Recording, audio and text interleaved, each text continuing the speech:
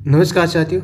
आज हम CET second semester की जो विज्ञान का पार्ट है उसको किस प्रकार कवर करें, कौन कौन सी बुक्स पढ़ेंगे तो कवर हो जाएगा, और इसके में जो सिलेबस है, बड़ा सिलेबस है, उसमें से मोस्ट 2 या 3 टॉपिक कौन से जिससे ज़्यादा क्वेश्चन आएंगे उसके बारे में बात करेंगे। तो सबसे पहले बात करें कि विज्ञान को कवर करने के लिए कौन कौन सी बुक है वो सफिशिएंट रहेगी। तो मैं बता दूं आपको, इस विज्ञान को कवर करने के लिए आपको 9th और 10th की बुक है वो साइंस की लानी है, और साथ में ल्यूसेंट की बुक लानी है। बस ये 3 बुक से आपके 100% है वो साइंस कवर हो जाएगी। तो आपको क्या करना है, 9th की विज्ञान की बुक, 10th की विज्ञान की बुक और ल्यूसेंट लानी है। उसके बाद आपको क्या करना है, ऐसा नहीं है कि 9th की पूरी बुक को पढ़ना है या ल्यूसेंट को पूरा पढ़ना है, ऐसा कुछ नहीं करना है। सबसे पहले आप सिलेबस निकालिए, और जो 9th और 10th की बुक है और ल्यूसेंट है उसके अंदर जो इसके अंदर टॉपिक दिए हुए हैं सिलेबस के अंदर, उन टॉपिक पर टिक लगा लीजिए, केवल उन्हें ही पढ़ना है।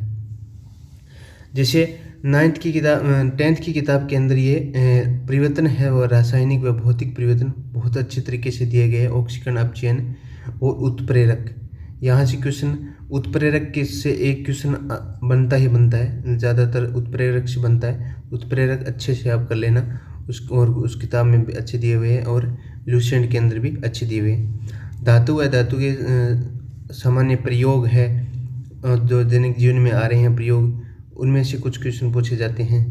सबसे मोस्ट इम्पोर्टेंट टॉपिक के बारे में अपन बात करें, 3 टॉपिक बताऊंगा आपको, क्योंकि इसके अंदर 3 पार्ट होते हैं, फिजिक्स, केमिस्ट्री और बायो।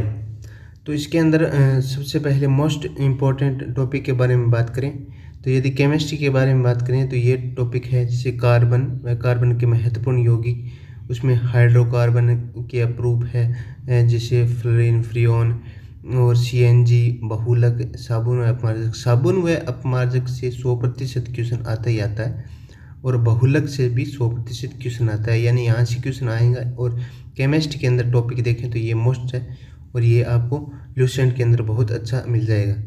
उसके बाद फिजिक्स के अंदर टॉपिक देखें तो ये टॉपिक प्रकाश का परावर्तन, अपवर्तन, वर्ण विक्षेपण से 100% क्वेश्चन आता है, और लेंस जो दूरदृष्टि दोष और निकट दृष्टि दोष के निवारण के लिए कौन कौन सी उत्तल या उत्तल, इस पे 100% क्वेश्चन आता है, यानी यहाँ से क्वेश्चन आता ही आता है। फिजिक्स के अंदर जैसे ये टॉपिक है वो मोस्ट है।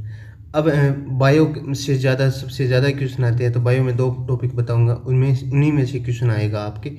तो जो अनुवांशिकी से संबंधित क्वेश्चन है, मेंडल के नियम है, और है या न्यूक्लिक अम्ल है, ग्लूकोज है, उसके बारे में क्वेश्चन यहाँ से आता है।